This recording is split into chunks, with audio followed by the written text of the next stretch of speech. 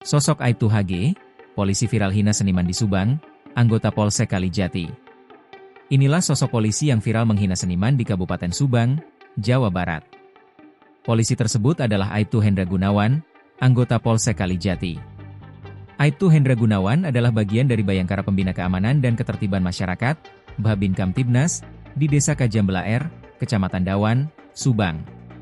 Setelah videonya menghina seniman dengan menyebut mereka murahan beredar viral, Aibtu Hendra Gunawan pun meminta maaf. Saya memohon maaf yang sebesar-besarnya dari hati sanubari saya. Dimohon untuk dibukakan pintu maaf bagi saya. Dilansir dari Instagram Polres_Subang, Minggu, 20 April 2025, Aibtu Hendra Gunawan kini memakai baju tahanan berwarna kuning. Tokoh seniman Subang, Joni Januar juga terlihat turut mendampingi Aibtu Hendra. Tokoh seniman Subang, Joni Januar Rakaab menambahkan bahwa perkataan oknum polisi botak itu menyakiti hati para seniman di Subang. Namun, ia melanjutkan bahwa masalah tersebut sudah selesai dan perbuatan Aibtu Hendra telah dimaafkan.